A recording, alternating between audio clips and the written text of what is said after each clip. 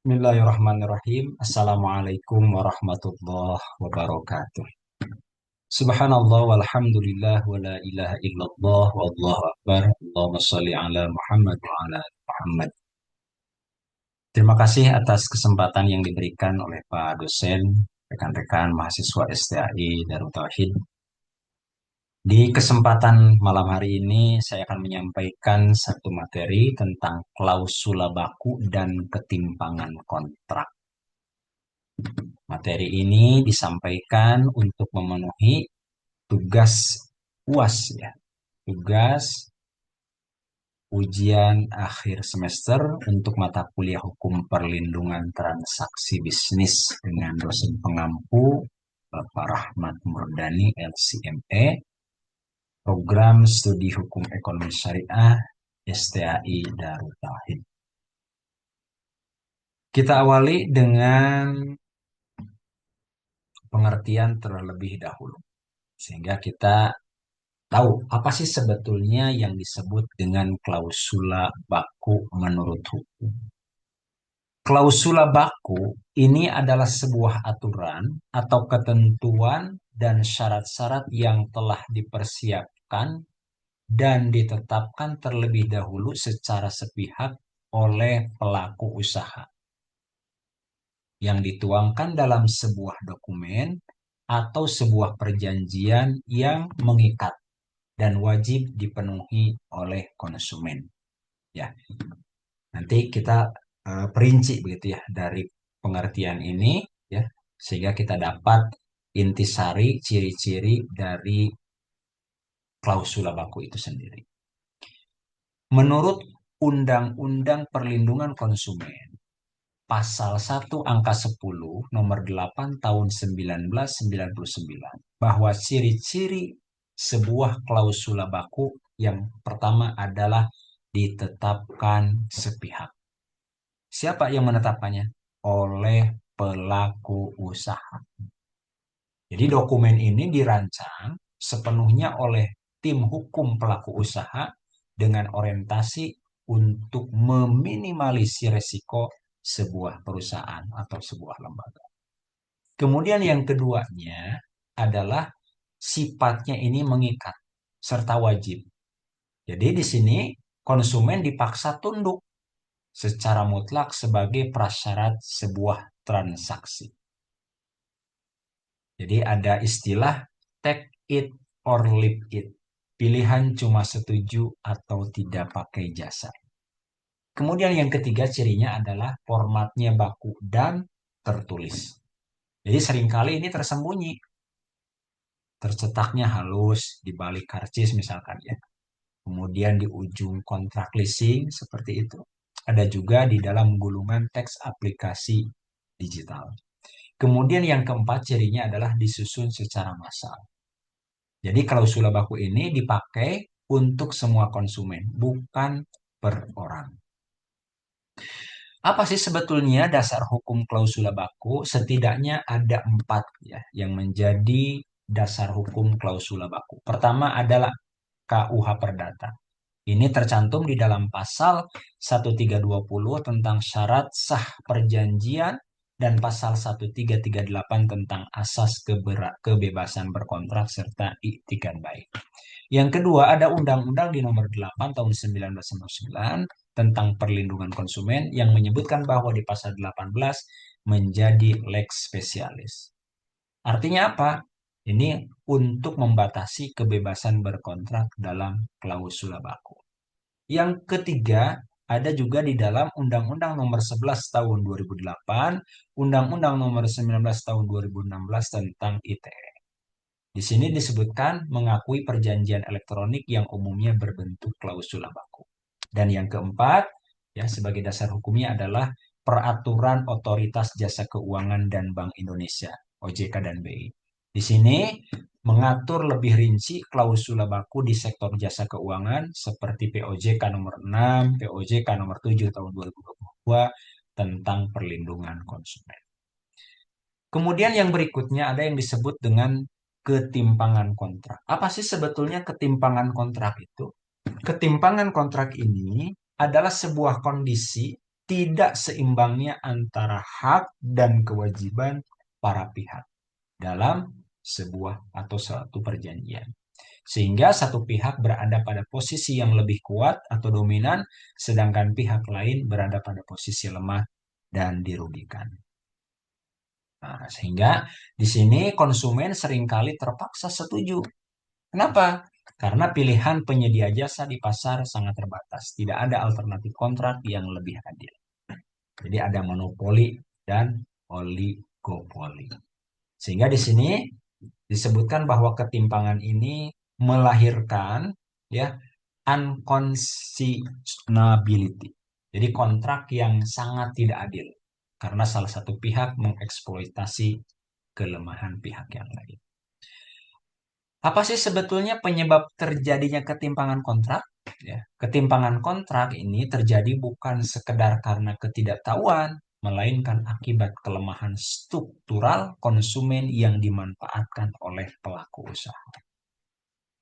Nah, ini bisa kita lihat sebagai gambaran itu ya, pelaku usaha yang ada di bawah itu ya. Artinya ini berat mendominasi.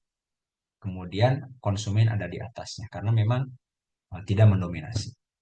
Nah, sebagai gambarannya dari gambar ini, pertama adalah bahwa ada yang monopoli oligami pasar.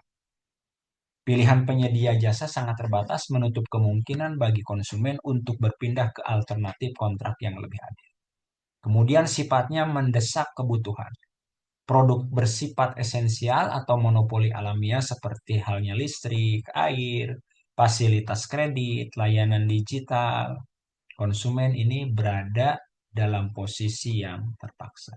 Kemudian yang ketiga ada ketimpangan posisi tawar atau bargaining power. Sehingga di sini pelaku usaha sangat menguasai modal, asimetri informasi, dan didukung sumber daya serta hukum profesional dan yang superior. Nah, ini di sini ada bentuk-bentuk ketimpangan kontrak yang timbul akibat pencantuman klausul baku. Pertama, ada eksonerasi atau pengalihan tanggung jawab. Inti larangannya lepas tangan dari risiko akibat kelalaian usaha. Contohnya adalah kehilangan kendaraan, bukan tanggung jawab pengelola. Sehingga dampaknya konsumen menanggung kerugian sendiri. Kemudian yang kedua, ada penghapusan hak dasar. Inti larangan dari penghapusan hak dasar ini adalah mencabut hak konsumen yang dijamin oleh undang-undang. Contohnya seperti ada di e-commerce. Barang tidak dapat ditukar. Kemudian kalau kita ke tiket pesawat, kita sering menjumpai di promonya itu tidak bisa refund dengan alasan apapun. Sehingga dampak dari hal ini, hak pengembalian barang dan dana lenyap. Yang ketiga, ada nama klausula beban pembuktian sepihak. Inti larangan di sini adalah melempar beban pembuktian kesalahan kepada pihak yang lemah. Contohnya seperti halnya di asuransi. Klaim ditolak kecuali nasabah membuktikan bukan kelalaian sendiri. Sehingga di sini dampaknya konsumen awam sulit mengakses ahli ya atau bukti teknis. Kemudian yang keempat itu ada kuasa mutlak sepihak. Inti larangan dari kuasa mutlak sepihak ini adalah meminta cek kosong yang dapat digunakan tanpa konfirmasi. Contohnya adalah seperti halnya di bank ya, ada hak auto debit yang sewaktu-waktu. Sehingga dampaknya harta atau privasi konsumen dieksekusi secara sepihak. Yang kelima, ada yang disebut juga dengan perubahan sepihak. Inti larangan dari perubahan sepihak ini adalah mengubah harga, bunga, atau aturan kontrak kapan saja tanpa persetujuan. Contohnya seperti di KPR. Bank berhak mengubah suku bunga sewaktu-waktu. Sehingga dampaknya perencanaan keuangan yang sudah disusun oleh konsumen sedemikian rupa akan hancur tanpa kepastian. Ya. Karena tadi suku bunganya bisa dirubah-rubah ya di bank itu. Kemudian yang keenam di antara nama klausula baku adalah pemilihan forum yang menyulitkan. Inti larangan dari ini ya dari pemilihan forum yang menyulitkan ini adalah memaksa penyelesaian sengketa di yurisdiksi yang jauh dan mahal. Contohnya adalah seperti halnya di marketplace. Mereka memaksakan sengketa di Bani Jakarta Pusat padahal pembeli dan penjual ada di Papua. Sehingga dampak dari kesulitan ini konsumen pasti akan membatalkan gugatan. Kenapa? Karena biaya transportasi ini lebih mahal dari nilai sengketa. Coba bayangkan kan, ya, sengketanya di Jakarta, tapi pembeli atau penjualnya ada di Papua, di luar pulau, di luar kota, ya.